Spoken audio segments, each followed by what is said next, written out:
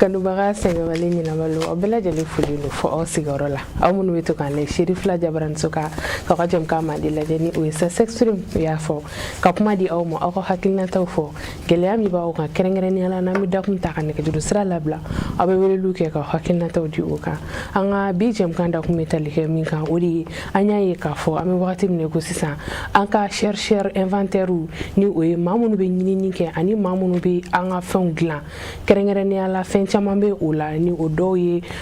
bololabaara fɛn caman ye maa minnu bɛ o dilan u dɔnnen tɛ Mali jamana kɔnɔ walasa fɛɛrɛ bɛ se ka sɔrɔ walasa k'u dɔn cogo min na hali ni u ka fɛnw bɛ yen nɔ a jɛkulu caman bɛ yen a mɛnna nka sifinnakaw yɛrɛ minnu kan k'u cɛsiri ka o baaraw kɛ u ka bololabaaraw ye olu caman bɛ yen nɔ olu tɛ ka a kɛ ten cogo la an ka bi jɛmukan dakun na taliko de kan n'an bɛna ɲɛfɔli caman k'a la walasa u bɛ se ka faamuyali sɔrɔ cogo min na ni maa fana b'an bolo kɔrɔ yan an n'ale bɛna jɛ ka masala ɲɔgɔn fɛ jɛmukan in dakun kan ni ale tɛ maa dogolen ye an ka jɛmukan plateau kan kɛrɛnkɛrɛnnenya la ni ale de ye Jango Sese an n'ale de bɛna jɛ ka ɲɛfɔli kɛ i ni ɲantuma Jango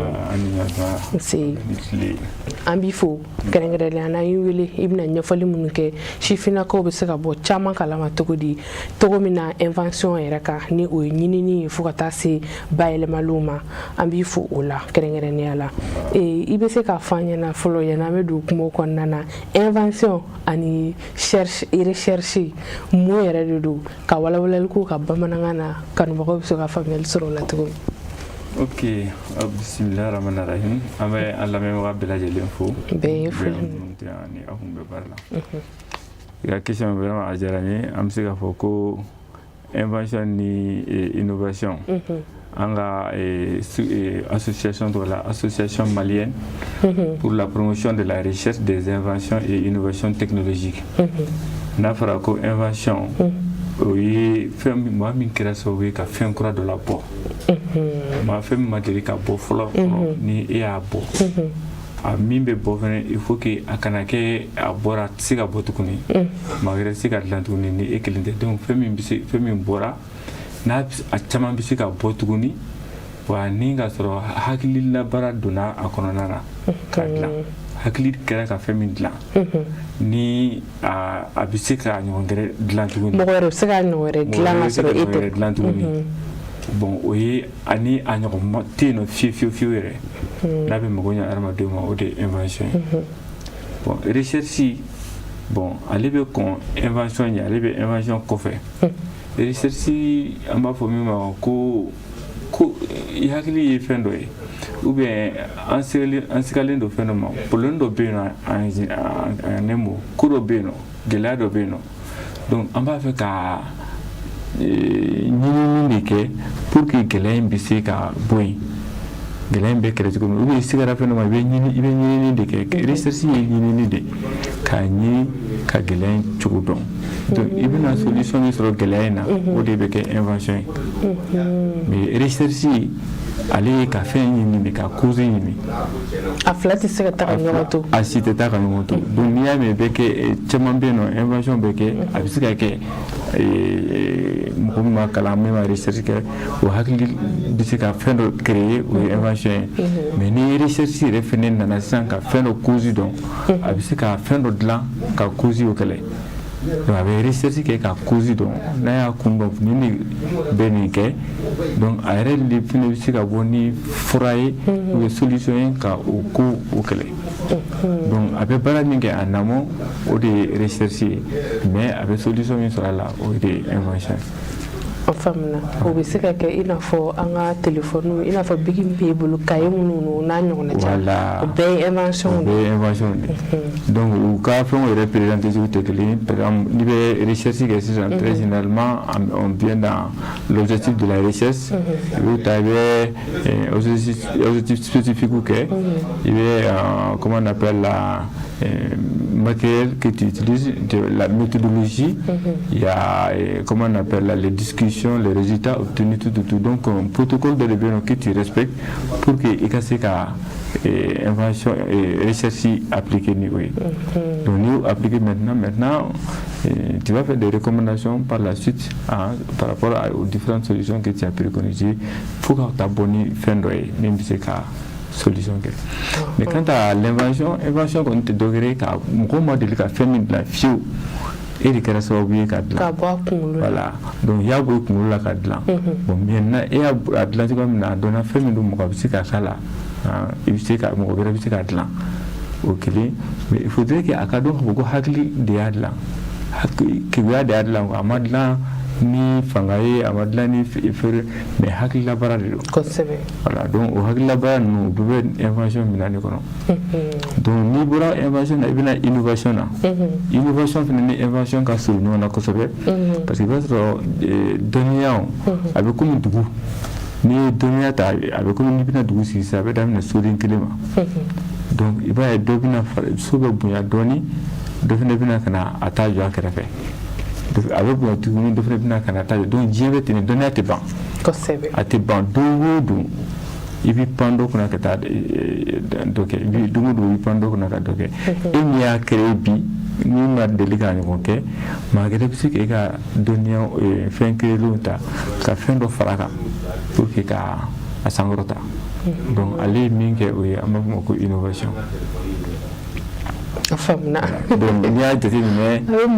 voilà an bɛ saisie kɔnɔ dɔ de saisie dilan mɔgɔ k'i sigi a kan mais i b'a sɔrɔ dɔw y'i sigi sisan nɔ chaque fois que n'an bɛna bouger f'an ka saisie ta mɔgɔ min nana ka na roulette k'a jukɔrɔ u nana ka na roulette k'a jukɔrɔ pour que k'i glisser n'a ye donc ale y'a innové de innovation mais a y'a sɔrɔ saisie tun dilannen don maa min ye saisie dilan o de b'a tɔgɔ ta mais e min nana roulette k'a senkɔrɔ ou bien k'a lajigin ou bien k'a layɛlɛ e y'a innové tu as amélioré la chaise donc innovation bon ni bolo kɔnɔ i bɛna découverte la bon découverte ninnu tɛ nama olu tɛ fɛn kelen kan recherche bɛ se ka aboutir bɔ découverte kan tout comme i bɛ se k'i to dans la nature i ma recherche kɛ i bɛ se ka découverte kɛ découverte tɛ fɛn kelen kan bɔ fɛn dɔ kan n'i bɔra fɛn dɔ kan fɛn nafa bɛ fɛn min na ou bien gɛlɛya bɛ fɛn min na ka bɔ a kan ala y'a dan cogoya min na i ma foyi fara la i ma fɛn bɔ a la i ma fɛn fara a kan e de taara bɔ a kan nafa b'a la voilà i taara bɔ a kan ka fɔ ko ko soso de bɛ pali bila mɔgɔ la tu as fait une découverte mais e ma to ni soso a b'a bila mɔgɔ la donc découverte de don n'i y'o dɔn i k'o dɔn recherche ta sira fɛ donc i bɛ se ka découverte kɛ mais mun da i tɔgɔmatɔ la fana i taara i ko kɔ kɔnɔ une fois i ye sanu morceau dɔ tɔmɔ o dugusɛjɛ i tila tuguni ka taa sanu dɔ ta o yɔrɔ kelen na donc e bɛ se ka kɛ sababu ye ka mɔgɔw informer sanu bɛ nin dugukolo la i ye découverte de kɛ mais e ma sanu bila yen donc e tɛ dɔ wɛrɛ dɔ la o de découverte donc nin fɛn ninnu bɔlen don ɲɔgɔn na invention recherche découverte innovation c'est pas les mêmes donc tun bɛ ɲɔgɔn na ten tɔ de quoi. Mais y'en a tɛmɛ o innovation ni fɛn kɔnɔna na invention kɔnɔna na i b'a ye mɔgɔ dɔw bɛ yen nɔ u b'u ka fɛ surtout sisan wagati ninnu yɛrɛ la i bɛ fɛn dɔ kɛ e de b'a a idée bɔ ka fɛn bɛɛ kɛ mais mɔgɔ wɛrɛ bɛ na a ta mais o yɛrɛ ta bɛ tila ka tɛmɛ e ta la halisa an bɛ se ka fɔ o ma k'o ye innovation ye. Bon ni mɔgɔ wɛrɛ bɛna e ka dɔnniya ta sisan nɔ a tacogo de bɛ yen a hakilina bɔra e de la a bɛ se ka e ka idée ta ka kɛ fɛn gɛrɛ ni o y'a sɔrɔ an b'o de fɔ toujours ni ye invention kɛ an b'a ɲini toujours u kana an fan fɛ mɔgɔ mɔgɔ n'i bɛ se ka bɔ ni hakilina kura ye an fan fɛ an b'i bilasira c'est l'un de nos objectifs donc an b'i bilasira mun na c'est à dire nin fɛn in filɛ nin ye a bɛ nafa las'i ma cogo di i bɛ taa fɔlɔ an b'a fɛ o taa enregistrer i tɔgɔ la i bɛ taa an ka groupe mais ni idée fɔ ka sɔrɔ i ma enregistrer ni maa wɛrɛ nana o bɛ se k'a gosi la a tali dɔrɔn tɛ a bɛ se ka gosi la yɛrɛ donc o de la mɔgɔw ni mɔgɔ ye fɛn créer dɔrɔn Mali sariya la i bɛ taa automatiquement n'i b'a fɛ ka k'i ta ye i bɛ taa inscrit tɔgɔ la an ka service soba min bɛ Mali la n'o ye SEMAPI ye donc o de ye SEMAPI inscription i bɛ taa i inscrit yen nɔ de donc u bɛ i ka dossier lajɛ k'a di spécialiste ma u b'a traiter jusqu'à notre siège à Yaoundé pour que a ka k'i tɔgɔ la donc ni maa min bɛna a ta o wagati la c'est k'a fɔ k'a bɛ maga la ka baara kɛ n'a ye donc fo o ka e ka yamaruya sɔrɔ donc a bɛ se ka kɛ a bɛ contrat k'aw ni ɲɔgɔn cɛ nin cogoya la pour que vraiment k'i ka idée ta ka baara kɛ la mais ni o ma kɛ ni mɔgɔ mɔgɔ y'a ta o cogo la k'a sɔrɔ i ma o yamaruya ɲini bon i bɛ se ka tigi attaquer tribunal la. fo papier ni ka kala papier ni ka kala tant que papier ma bo bon e ka doniya titaye a bɛ se ka kɛ magɛrɛya bɔ yɔrɔ gɛrɛ ou bien a bɛ dɔ fana bolo bon ni mɔgɔ y'a ta e ma taa déclarer ça veut dire que i ta tɛ ale ta don ale ta don o yɔrɔ faamuna mais aw ka jɛkulu in yɛrɛ i bɛ se ka ɲɛfɔli k'an ye aw ka hakilinaw ye jumɛn aw ka objectif yɛrɛ ye jumɛn ni maa min bɛ fɛ ka don a la o bɛ se ka kɛ cogo di an ka jɛkulu in dabɔra pour que ka chercheur ni inventeur ni innovateur ninnu k'u ka laɲini ye min ye pour que u ka baara ka taa ɲɛ k'u dɛmɛ u ka laɲiniw na an t'o kɔnɔ fɛnɛ fɛn fɛn bɛ yen nɔ ni jamanadenw bɛ lafiya sɔrɔ min kɔnɔ donc an ka laɲini ye ka recherche kɛ olu kan ka chercheurs dɛmɛ o baaraw ka se ka ɲɛnabɔ donc gɛlɛya fɛn fɛn b'u kan donc an b'a o dɛmɛ ka o gɛlɛyaw latɛmɛ an b'u ni an ka jɛkuluba minnu bɛ ɲɔgɔn bolo an b'u bolo don ɲɔgɔn bolo an bɛ se ka kalan ko kura kun i n'a fɔ kɔrɔmaw safa ni ko kuraw nana ou bien fɛn kura nana an b'u labɔ ɲɔgɔn kalama an bɛ tɔgɔma kɛ ka taa an ka togodala mɔgɔ ninnu fɛ yen nɔ pour que vraiment bɛɛ ka se ka recherche bɛ se ka don dala cogoya min na a bɛ se ka valeur sɔrɔ cogoya min na donc a tɛ duguba kɔnɔla dɔrɔn a bɛ fo togodaw la a bɛ fan bɛɛ donc an bɛ information d'u ma ni ko kura fɛn fɛn bɛ yen nɔ ni jamana y'an wele a la an b'u kunnafoni o kana donc o cogoya la information an piriti bɛɛ komi jɛkulu damadama bɛ Mali kɔnɔ yan nɔ olu i n'a fɔ olu ladɔnnen don mais olu bɛɛ an piriti bolofara de olu bɛ an ka bolofara de i n'a fɔ artisan ka association des artisans olu ye an piriti bolofara de i n'a fɔ farafinfurakɛlaw ka tɔn olu ye an piriti bolofara de i n'a fɔ informaticien ka tɔn olu y'an ka bolofara de ani laboratoire de recherche ninnu ka tɔn olu bɛɛ y'an ka bolofara de donc nin bɛɛ de bi i yɛrɛ sɔrɔ nin soba in kɔnɔ ni ka dɔnni bila valeur la dɔnni min b'u la pour que an bɛ se k'o bila valeur la cogo min parce que n'i y'a mɛn bi ko dɔnni an b'a fɔ hadamaden inventeur mɔgɔ min bɛ dɔnni kɛ n'i ko dɔnni ko mɔgɔ hadamaden bon hadamaden de bɛ invention kɛ ka dɔnni labɔ bon dɔnni bɛna ni fɛn kura de ye un nouveau produit dɔnni de bɛna ni fɛn kura ye bon o produit min filɛ nin ye o de bɛ kɛ sababu ye ka baara di hadamadenw ma kosɛbɛ o de bɛ kɛ sababu ye ka usine créer o de bɛ kɛ sababu ye ka mɔgɔw bila dans le confort de vie donc an ka o la an b'a fɔ ko sans idée sans inventaire pas d'idée sans idée pas de produit sans produit pas d'usine sans usine il n'y a pas de donc maintenant il n'y a pas d'emploi en amont donc ça veut dire que ninnu bɛɛ bɛ ɲɔgɔn kɔnɔ u bɛ lié bɛ ɲɔgɔn na ni usine fɛn fɛn i b'a sɔrɔ a taara dɔ de ka hakilina kan donc o tigi min y'a créé donc a kɛra sababu ye ka baara di mɔgɔ caman ma a chaîne kɔnɔ misali la n'i ye télévision na kɛ bi donc mɔgɔ télévision créera par qui depuis qu'il a créé donc an bɛ se ka an yɛrɛ an bɛ mɔgɔ min est ce que jɔn ye télévision créé peut être que mɔgɔ min yɛrɛ y'a créé i b'a sɔrɔ hali minnu bɛ baara kɛ la kɔnɔ u t'a tɔgɔ dɔn u t'a yɛrɛ dɔn moi je pose la question ni télévision tun ma créé i b'a sɔrɔ télévision kɔnɔna na mɔgɔ min bɛ ka baara kɔnɔ ka olu tun tɛ yen donc a bɛ taa mɔgɔ ɲɛ minnu ma olu tun tɛ yen donc à cause de une seule personne mɔgɔ kelen sɔrɔ yɔrɔ la i b'a sɔrɔ télévision bɛɛ bɛ ka baara kɛ bi mɔgɔ ba yirikaw de bɛ ka baara kɛ mɔgɔ kelen ka hakilina sababu la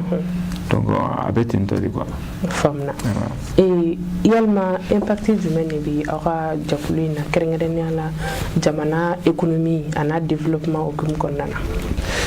N'i ko recherche i ko développement jamana sinsinbere dɔ de ye développement ye c'est pas pour rien que an ka structure nin taara an lielen bɛ ministère de l'industrie la parce que industrie de la an bɛ fɛn fɛn créer nin a bɛ laban bɛ kɛ produit industriel de an n'olu de bolo bɛ ɲɔgɔn bolo olu de b'an bolo idée in yɛrɛ bɔra ministère de l'industrie de kɔnɔna na mɔgɔ minnu bɛ baara k'o kɔnɔ o ni an ka professeur olu de jɛra ka association in créer vers les années 1993 o mɔgɔ ka jɛkulu bɛ depuis 1993 a bɛ yen a président fɔlɔ ala ma hinɛ la professeur Kumare o de tun y'an ka président fɔlɔ ye donc ministère de l'industrie département minnu bɛ yen nɔ maa minnu bɛ bara in kɛ olu de ye nin hakilina sɔrɔ k'a sɔrɔ OAPI bɛ yen mais mɔgɔ caman tun t'a la dɔnna kosɛbɛ donc u ye nin créer min kɛ c'est pour que ka mɔgɔw labɔ a kalama an bɛ se cogo di ka sababu kɛ Mali dɔnniya a bɛ se ka don da la cogo min a bɛ se ka maliyɛnw nafa cogo di parce que dɔnniya b'an ka jamana kɔnɔ mais a ladɔnnen tɛ mɔgɔw bɛ fɛn caman ye la u t'a dɔn k'a fɔ ko nin bɔra Mali kɔnɔ nin bɛɛ ye Mali ta ye mais an ka laɲini ye min ye il faut que an ka dɔnniyaw fara ɲɔgɔn kan an ka Mali dɔnniya an ka a sɛgɛsɛgɛ a ka kɛ ka malidenw nafa a bɛ se ka diɲɛ ka malidenw voilà donc an ka baara belebelebaw donc k'u fara ɲɔgɔn kan u ka dɔn fana u b'u bolo don ɲɔgɔn bolo parce que an ka deuxième élément n'an ko ma ko CDP n'o ye Carrefour des possibles ye o ye domaine créé dans le domaine de la technologie dɔnniyaw bɛ ɲɔgɔn dafa u bɛ ɲɔgɔn kɔnɔ quoi ni ye dɔgɔtɔrɔw ye ka a ye u bɛ ka baara kɛ minɛn dɔw la olu t'a dilan i b'a sɔrɔ informaticien bɛ dɔ dilan i b'a sɔrɔ physicien bɛ dɔ dilan ainsi de suite la en même temps i bɛ taa comment on appelle la agronome fɛ yen nɔ ou bien i bɛ taa chercheur fɛ yen nɔ u mago bɛ fɛn dɔ la toujours i b'a jateminɛ dɔnniyaw bɛ ɲɔgɔn dafa de donc o kɔnɔna la an bɛ Carrefour des possibles fɔ o yɔrɔ la bon karisa aw ka gɛlɛya ye jumɛn ye n'i ko an bɛ fɛ ka fɛn dɔ de ɲini sisan min b'a to kaba tɛ ja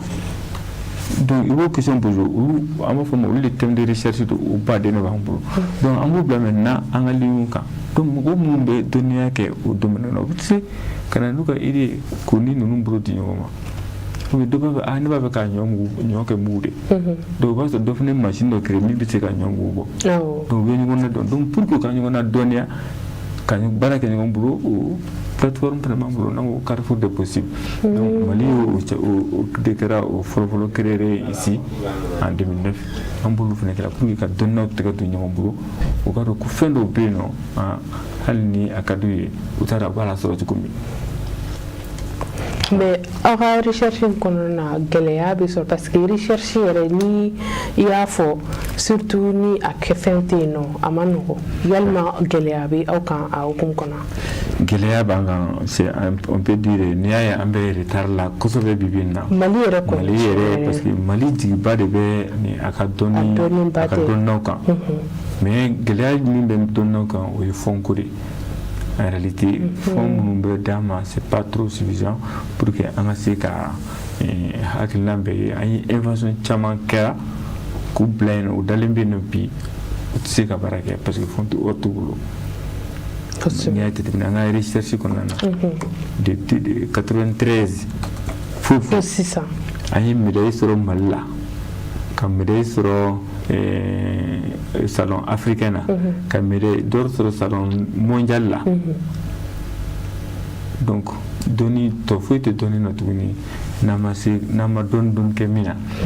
mais jusqu'à preuve du contraire i b'a sɔrɔ ninnu b'u kɛ ni médaille d'or b'u bolo u ka dɔnniya dalen b'u bolo yen nɔ u tɛ se ka labaara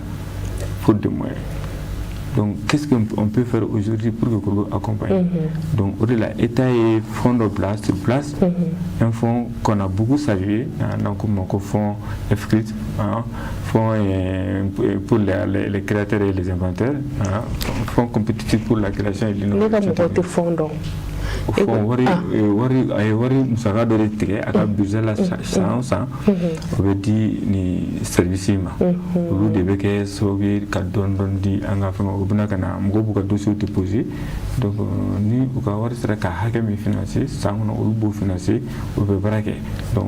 o daminɛna depuis san 2018-2019 donc o bɛ yen nɔ mais montant min bɛ bila o kɔnɔ je peux dire que le besoin est plus grand que ça parce que caman bɛ yen nɔ jusqu'à présent on n'est pas arrivé à les exploiter mais pourtant an jigi bɛ an ka opérateur économique minnu fana kan olu fana caman tɛ a ladɔn u t'a ladɔn tout comme domaine dɔ fana bɛ yen nɔ o bɛ état dɔn bɛɛ de concerné donc état dɔn de bɛ se k'olu exploiter mais dɔw kɔni sera caman financera caman commencera ka mago ɲa yɛrɛ an ka jamana kɔnɔ yan nɔ donc olu bɛ an bɛ se k'olu de fɔ pour encourager vraiment au cas à continuer. Sinon, jusqu'à preuve du contraire, on peut dire que c'est les difficultés, les moyens qui manquent o kelen bon an na dɔɔni tɛ fɛnɛ mais an bɛ fɛɛrɛ kɛ ni école ta kɛra jeni an bɛ se ka se kalansoba ma sifinnaka ninnu pour que vraiment u kana an ka dɔnniyaw échanger dɔnniya bolo fara cayara bi parce que nouvelle technologie min nana don la avec CAR et autres là donc ça aussi c'est un plus ko fara an ka kɔrɔlenw kan donc faut que an ka tɛgɛ di ɲɔgɔn ma pour que ne tɛ se nin na si j'ai besoin c'est pas o dɔnniya bɛ ne bolo ale bɛ se ka ɲɔgɔn dafa cogoya min na pour ka kɛ yɔrɔ faamuna mais aw ka invention ninnu aw ka jɛkulu sigi ni sisan cɛ yalima aw sera ka jumɛn ni fɛn min yɛrɛ sera ka kɛ nafa ye jamana ma ni mɔgɔw ma se k'o lakodɔn bon jamana ye dɔw lakodɔn dɔw ye piriba yɛrɛ ta hali bi caman bɛ yen nɔ minnu ye mɔgɔ ɲɛ Mali la je prends l'exemple sur moi-même et d'autres personnes mais min m'a ta o de ka ca ni min taara ye parce que à la date d'aujourd'hui on n'a pas moins de 234 parce que n'i y'a ye fɛnɛ sifinnakaw b'a fɔ k'u b'u intéressé a la u b'a ye k'a fɔ n'a sɔrɔ nafa b'a la très bien mɔgɔw ko de bila u kunkolo la nafa b'a la bien nafa b'a la très bien dɔw bɛ yen nɔ olu bɛ k'u balo ta la bi dɔw bɛ yen nɔ olu ye miliyɔn yirigaw sɔrɔ ta la donc on peut pas dire les limites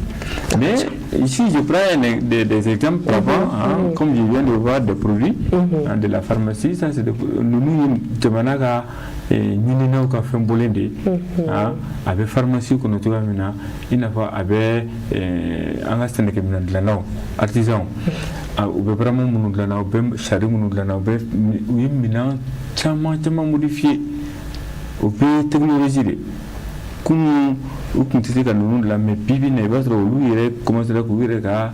modèles dilan saridabaw ni dannikɛ machines na dans le domaine de l'agriculture dans le domaine agroalimentaire an bɛ se bi ka mangoro na ja an bɛ se ka jaba laja an bɛ se ka jus dilan an bɛ biscuit dilan fɛn bɛɛ la fɛn caman bɛ yen nɔ bi même Lipton on a une de nos inventaires qui a créé une unité min bɛ Lipton dilan et là c'est très intéressant olu bɛna ɲɔgɔnna caman donc o ye agroalimentaire dans la technologie du BTP par exemple je prends l'exemple il y a Gassou un architecte agréé du Mali min ye brique dɔ créé qu'on appelle le brique H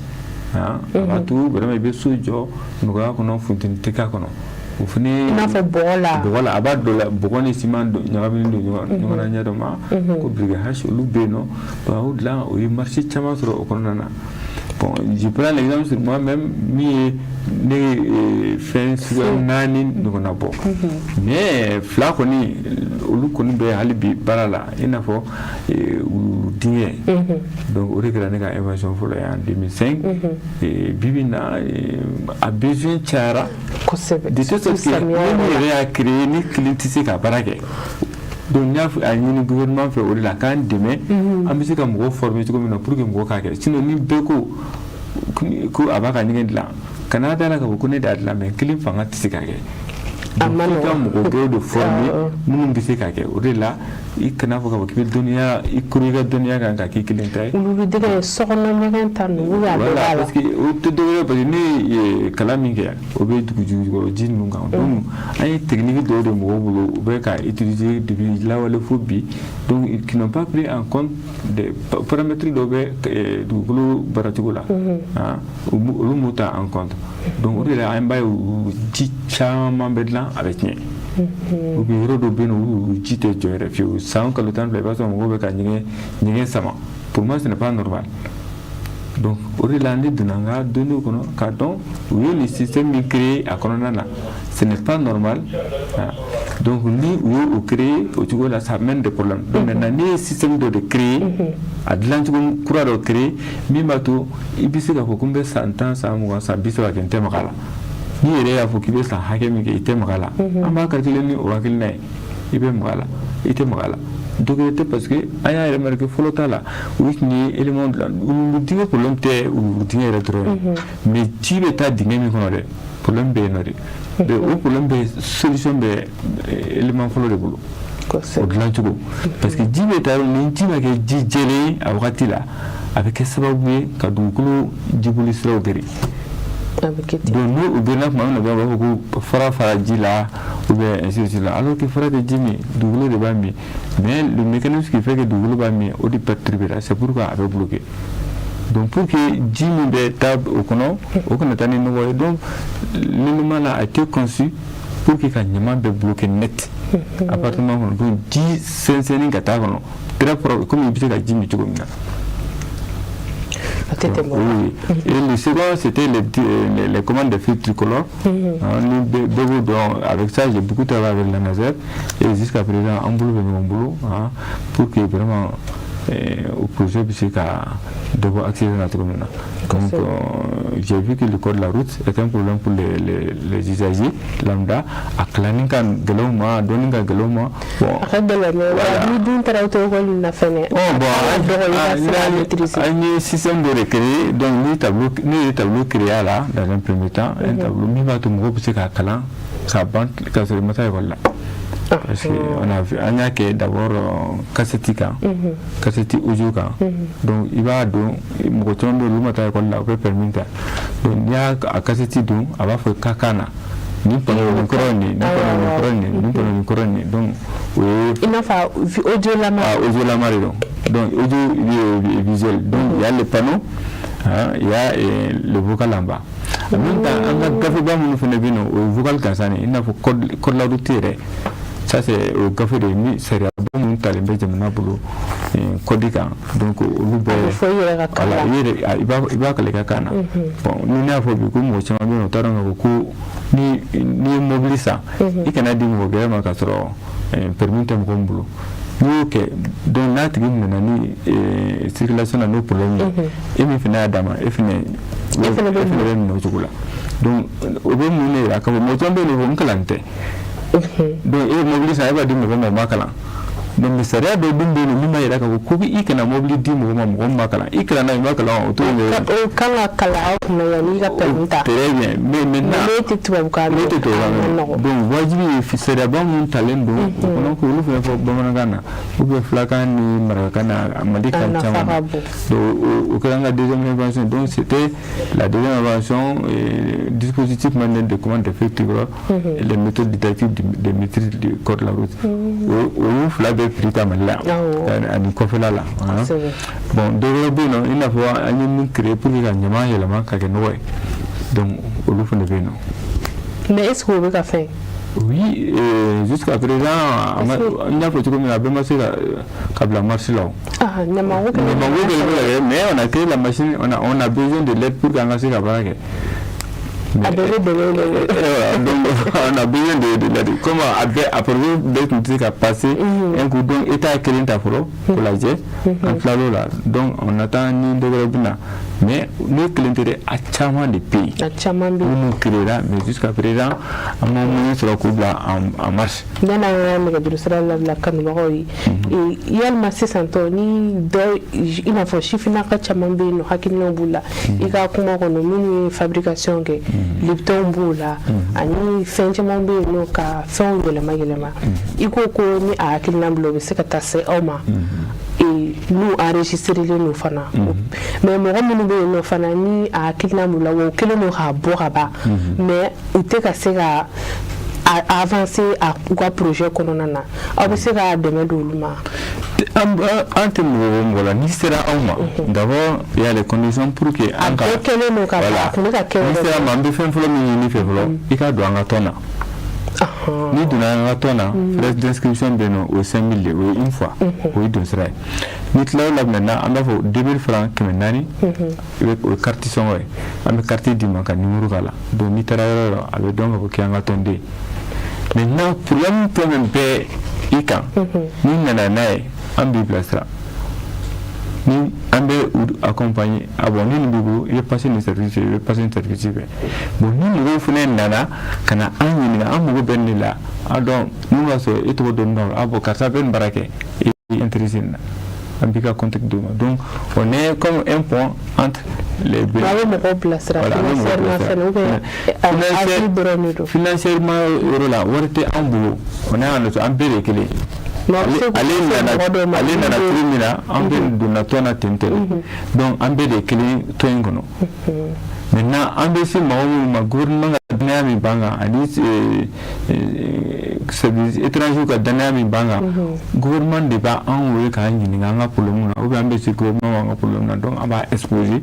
donc a bɛ se ka minnu dɛmɛ a b'olu dɛmɛ minnu fana bɛ se ka dɛmɛ sɔrɔ kɔfɛ tuguni olu fana b'o sɔrɔ parce que dɛmɛ dilen tɛ gouvernement kelen na an ka financement caman bɛ yen nɔ dɔ bɛ gouvernement bɛ dɔ kɛ extérieur bɛ dɔ kɛ hali WAPI bɛ dɔ kɛ il y a un fonds là-bas qu'on appelle le fonds FAPI donc il suffit qu'il y ait conditions remplies que ta pour il ka se k'olu sɔrɔ donc tous les pays membres de l'OAPI les 18 pays membres de l'OAPI a bɛ b'a la. Faamuya. An bɛ nɛgɛjuru sira labila kanubagaw fana bɛ se ka weleli kɛ k'u hakilinataw di minnu fana bɛ yen ni ɲininkali bɛ minnu bolo k'a kɛ n'an bɛ se ka minnu jaabi basi t'a la an ka jɛmukan da kun kan ni o ye kɛrɛnkɛrɛnnenya la an y'a ye k'a fɔ an bɛ wagati min ko sisan tɔ recherche fo ka taa se invention ani innovation o n'a ɲɔgɔnna caman ni ɲɛfɔli caman kɛra an ka jɛmukan da kun na a donnenba tɛ ba la Mali jamana kɔnɔ hakilina bɛ sifinnaka caman na mais u sigilen don n'u ka hakilina u t'a dɔn u bɛ dɛmɛ cogo min u mago bɛ dɛmɛ la u mago bɛ financement na u mago bɛ hakilina na ani fana caman bɛ yen nɔ u kɛlen don k'u ka projets daminɛ u ka projets baara kɛlen don nka dɛmɛbaga t'u bolo fo ka projets jɔ o n'a ɲɔgɔnna caman aw hakilina ye jumɛn ye ani fana aw minnu bɛ yen nɔ ni aw bɛ fɛ k'o kɛ ni jɛkulu in bɛ aw de kama aw bɛ weleliw kɛ k'aw hakilinataw de ni ɲininkali bɛ minnu fana bolo k'a kɛ basi t'a la ani hakɛto ɲinikaw fɛ n'aw ye weleli kɛ k'aw ma bɔ telew la walima k'u faga walasa an bɛ se k'aw kumakanw mɛn cogo min ka ɲɛ an ka nɛgɛjuru sira bamanankan na o de ye 93 91 62 92 aw fana hakilinata ye jumɛn ye an bɛ a fɔ aw ɲɛna fana a ye weleliw kɛ aw k'aw ma bɔ telew la hakɛto ɲini yɛrɛ de don aw k'aw ma bɔ telew la walima k'u faga walasa an bɛ se k'aw kumakanw mɛn minnu b'an wele n'u t'an sɔrɔ aw kana to ka décourager aw ka timinanja weleli la an bɛ yan aw de kama kanubagaw walasa aw bɛ se ka faamuyali sɔrɔ cogo min na degun min bɛ aw kan aw k'o fɔ an bɛ jɛ ka solution ɲini a la ni o ye jɛmukan yɛrɛ dakun ye cogo min allo allo an b'o de fɔ ye n'an y'an wele n'an y'an sɔrɔ a kana décourager aw timinanja weleli la an bɛ yan aw de kama an bɛ foli kɛrɛnkɛrɛnnen kɛ kanubaga bɛɛ lajɛlen minnu b'an wele n'u t'an sɔrɔ aw minnu fana b'an sɔrɔ k'a fɔ aw ɲɛna jɛmukan in sigikun ye aw de sifinnakaw kɛrɛnkɛrɛnnenya la aw ka weleliw kɛ k'aw hakilinataw di ni ɲininkali b'aw bolo fɛnɛ numéro de ye 93 91 68 92 yanni weleliw bɛ kɛ halisa an bɛ to ɲininkali jaabi kɔnɔna na allo allo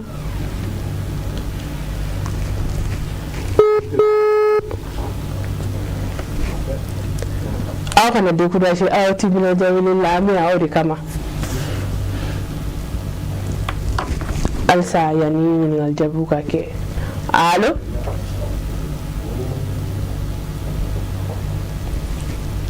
ka foli kɛrɛnkɛrɛnnen kɛ kanubaga kelen-kelenna bɛɛ lajɛlen kɛrɛnkɛrɛnnenya la Abu Sanogo fo Côte d'Ivoire ale bɛ to k'an lajɛ ale ye jɛmukan in kanubaga belebele allo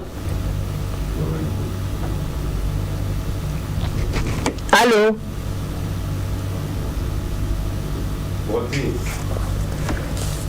halisa an b'aw fo ka waleɲuman dɔn i n'a fɔ an y'a fɔ cogo min na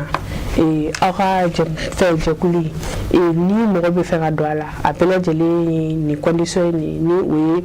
minnu bɛ fɛ ka na n'u ka projet ye olu de bɛ don a la wa ni mɔgɔ wɛrɛ minnu fana bɛ fɛ ka don a la o kɛcogo bɛ kɛ cogo di. Bon o bɛ se ka kɛ hali ni projet t'i bolo tɔn kanu kama donc ka don a la bon pour que vraiment i ka bɔ ko dɔw kalama la tagalen ɲɛfɛ fɛnɛ bɛ se ka kɛ tɔn de ɲuman ye ka fɛn dɔ créer on ne sait pas parce que c'est l'appétit vient en mangeant donc n y'a fɔ cogoya min na an ka association ye an ye laɲini caman kɛ pour que an ka se ka fara ɲɔgɔn kan o yɔrɔ la toujours an bɛ wele da kɛ an ka chercheurs ni inventeurs ma u kana exprimer mais an bɛ ɲɔgɔn sɔrɔ kɛnɛ jumɛn de kan ka caya n'i b'a fɛ ka bɔ n'u ye sa an bɛ salon minnu organiser la donc chaque année chaque 2 ans disons Mali tun bɛ salon national des inventions technologiques et exécutives an b'a fɔ allo ako na découragé aw tim na wala lambe awri kama kalwa allo allo ita kani jam ka wala ka ben hakate ki mabatele la ama fakan bo ya be hakate ko mabatele la aw kana découragé am kan bo ti kan ñoo sor xane allo hakate ki mabatele la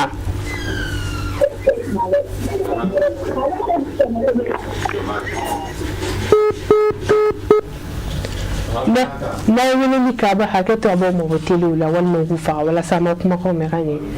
allo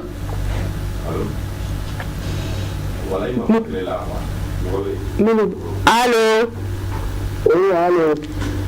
ita wani jam ka wala ka ba mi ambe abija na la minu bila ne fufu sen ta wala itara wele ama ya kilo jira ma jam kan da kun kan wala min la min hundre ni ga foli jaranye ala mo ko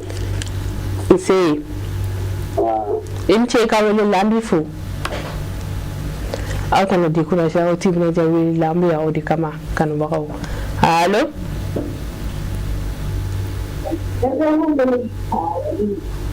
allo allo allo nse ita kani jam ka wala ka bami haga te ki ma tele la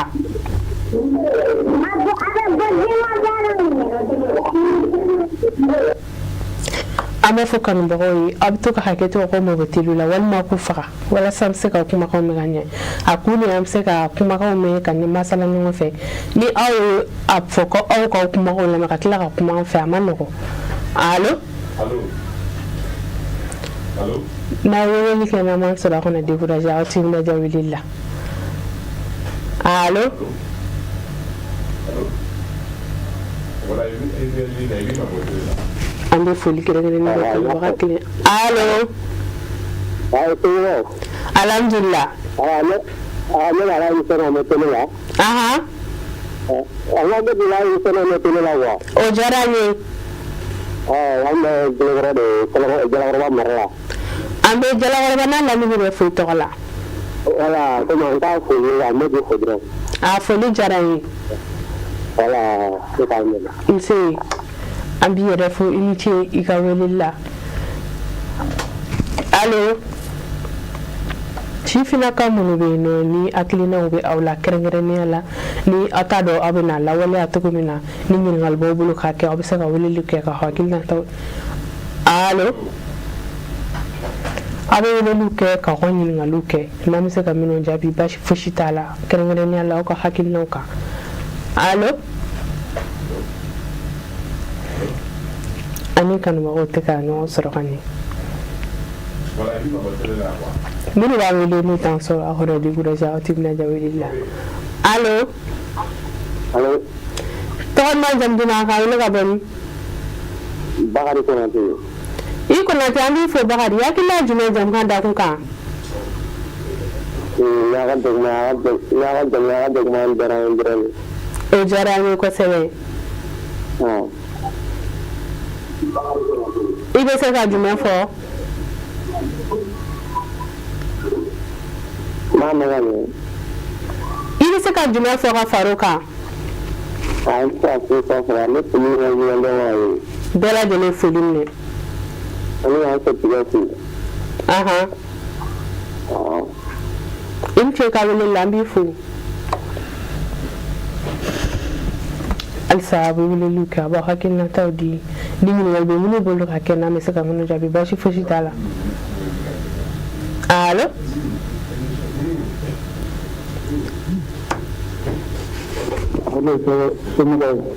alhamdulillah ita wani jam ka wele ka bel salman jena ko ka wele ka diga sakra sokole marana ambi fo ya gunya jibe jam kan da kuka abo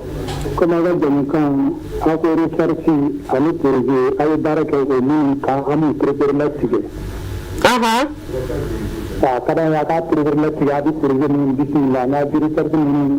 bismillah wore kan ne ko samir ba ta la kholo aha voilà ni corriger n'a di fɛn min yɛrɛ dɔrɔn de kan a sɛnɛ de ko min o de corriger yɛrɛ de ko min n'a bɛ se ka o de fɛn o de hali min bɛ a bɛ perepere ba tigɛ ka pour a ka faamu. Voilà ne bɛ ɛri caman bɛ yen malobana bɛ yen furakɛla in sara la ko caman bɛ yen mais a bɛ kɛrɛnkɛrɛnna mun kan o ma se ka dɔn a y'a ye. I se k'i kumakan kɔrɔ ka dɔɔni. Question jumɛn? Ale ka a b'i fo n'i tun bɛ se ka segin ka weleli kɛ ka ɲɛ k'i kumakan kɔrɔ ta walasa an bɛ se k'a mɛn ka ɲɛ o de tun bɛ diya n ye kosɛbɛ. Allo.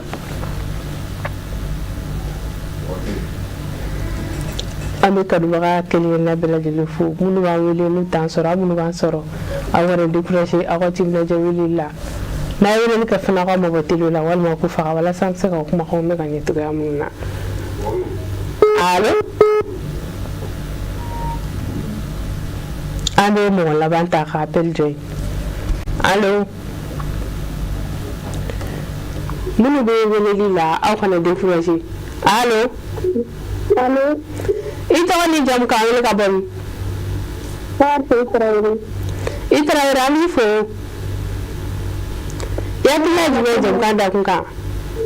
Ne mɔgɔ ma tɔgɔ Mari. Ahan.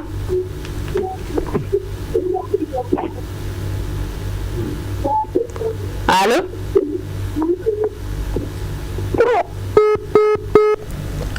Ani kanubagaw tɛ ka ɲɔgɔn sɔrɔ ka ɲɛ a bɛ bɛɛ lajɛlen fo ka bɛɛ waleɲuman dɔn minnu y'an wele n'u m'an sɔrɔ aw minnu y'an sɔrɔ aw folen don halisa i tun bɛ ka mun fɔ an bɛ tɛmɛ n'o tɛ ka sɔrɔ ka. Ok, donc je dis ne ka min fɔ mɔgɔ min bɛ fɛ ka don mɔgɔ min b'a fɛ ka don bon an b'u caman na sɔrɔ an ka salon de senfɛ parce que caman t'a dɔn parce que n'an ko k'a fɔ ko a ye na mɔgɔw t'o dɔn kosɛbɛ mais n'a fɔra ko salon bɛ yen caman bɛ na ka na n'u ka hakilinaw n'u ka produits ye fɛn kuraw ye dɔw bɛ na jago sira fɛ dɔw bɛ na ka fɛn kura partenaire kuraw ɲini ainsi de suite la donc an famana k'o de kɛ o de la kɔsɔbɛ in na an ni jamana ɲɛmɔgɔw ka lasigidenw an kumana o kan kosɛbɛ donc komi ɲinan san banna presque an kɔngɔmani bɛ ka san gɛrɛ de sɔrɔ pour que vraiment ni hakilina min bɛ mɔgɔ la parce que ça fait 15 ans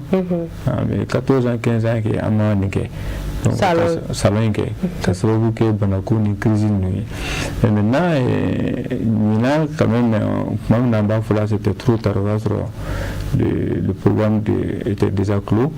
maintenant o ye a fɔ san gɛrɛ ni ala ma basi kɛ quand même an b'a fɛ ka salon organiser mais o tɛ salon tɔ fila in bali parce que salon bɛ kɛ yɔrɔ niveau 3 de la salon national bɛ yen o ye mali min bɛ kɛ malidenw ni ɲɔgɔn cɛ donc Mali chercheurs ni inventeurs ni ɲɔgɔn cɛ an b'a fɔ o ma ko salon national salon africain fɛnɛ bɛ kɛ donc le salon national ça c'est organisé par le CEMAPI le centre malien de la promotion et industrielle au Bénin mais ni ko k'i bɛ taa an ka Afrique tɔnba min bɛ yen nɔ n'o ɲɛsinnen bɛ ma n'u ko ko OAPI organisation africaine de la propriété intellectuelle donc o fɛnɛ bɛ salon organisé chaque 2 ans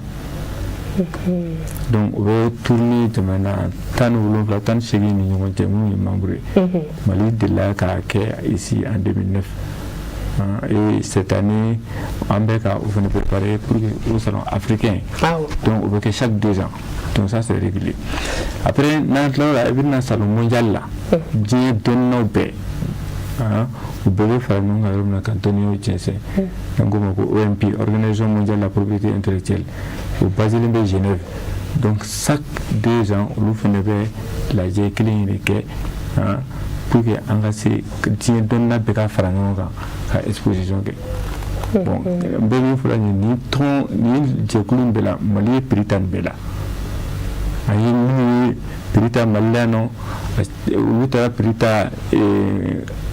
africain ta la médaille d'or ta yen u taara prix ta diɲɛ dɔnniyaw bɛɛ faralen bɛ ɲɔgɔn kan u taara médaille d'or ta yen fɛnɛ tuguni à Genève ça veut dire que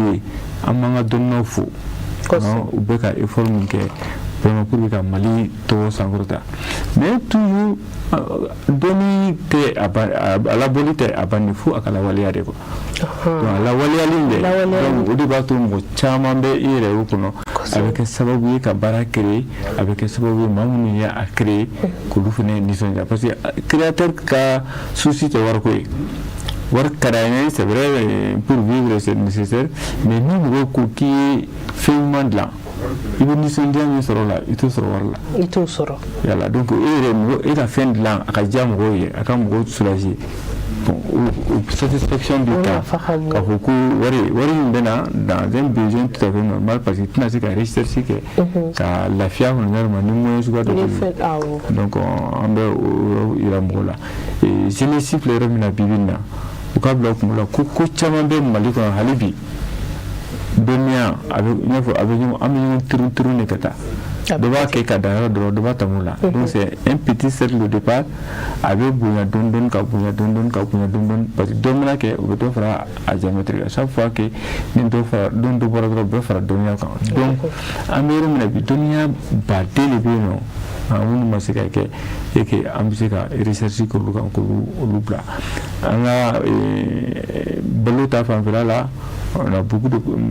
technologies aujourd'hui, nous disons qu'à la seconde, ou bien qu'à au-delà, qu'à Amara, ou bien qu'à toutes ces gens, ou bien Sénégal, nous bien, Gila Baram, bien, pour créer la manière à ce moment, Fura, Fena, Nitra, Kumono, en Frakala, nous, Chaman, Frakala, nous. Donc, mon Chaman, il prend Luka, Franck, on avait à sa pharmacie là. Bon, alors que va donner au bien, au fond de musique à Nano, Angula Tonia, Anguchi, Anga partenaire, est à la Institut de la médecine traditionnelle. Donc, vous faites pour qu'il nous pétasse à Dubala. Ni service bébé, non, c'est ma pipe, non, n'a pas fait qu'à brevet, il n'y a pas fait qu'à Kantai, gouvernement est service sous le Dalin Beno, gouvernement est 9%.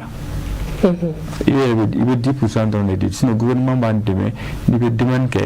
Wabinani et Wabduru avec demandé là, mais avec faut qu'il y a 22 500 transferts. Le gouvernement est à tout ça.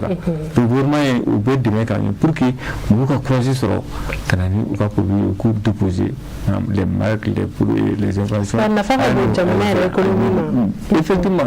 l'économie, c'est l'industrie. Et l'industrie, c'est des produits et des produits, c'est des inventaires. Donc, il faut qu'on inventaire nous, vraiment, au cas bon, nous a donné. Quand c'est avec un gagnant et qu'on demande à l'État aussi vraiment de nous accompagner, mais encore, vous devez mais voilà. Et ma culture comment nous voulons pas faire créer la diligence chifina ka ou bese ka ni fait mon tabala to ya mon ame dominer copie. Voilà, ambe demana ni ofu ambe awere mba parala mba fu dimsenu anjige dimsenu de mali nous ko développement ça c'est produit de l'intérêt c'est les têtes hakil de doit tenir de la bonne hein donc ni aya de timle mali ko na bibina dunia be mali jiwu na kosobe no taro bala barati ko mina Urigele si nous donnons à boula kosobe nous bloquons boulot petit à fin de mais vu que pour le cas c'est que au la valeur là au cas c'est un mois bon on venait boulot un peu là sur toi maintenant amena ori damine ambeta ni ala la te ambeta les grandes écoles là on va faire le tout pour que la bo à kalama et bien sur à deux à havna me do le moteur ba wake tumi donc nana ni c'est ambisika qu'est-ce que vous ku chamana bo ou ka fengro blanc nous bisika demana économie améliorée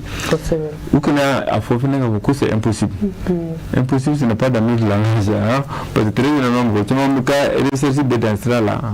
kada au cas et on a folie un grand partenaire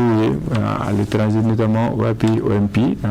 chaque fois que nous avons des événements que vous venez au banc de Kosovo à Parala. Nous avons tout de l'amour,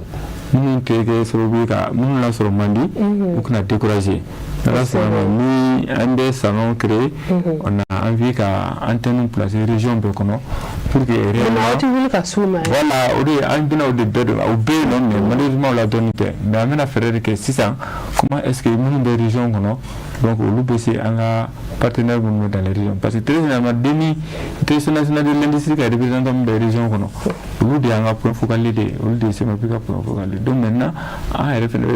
il n'a pas un bien tout qu'à ces régions pour que vraiment on a ce cas nous installer mais tout est question de moyens pour le moment donc en dehors de moyens voilà donc folie ba abela jeli merci beaucoup folie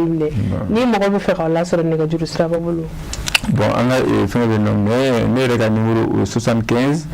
47 48 26 ani 66 73 32 02.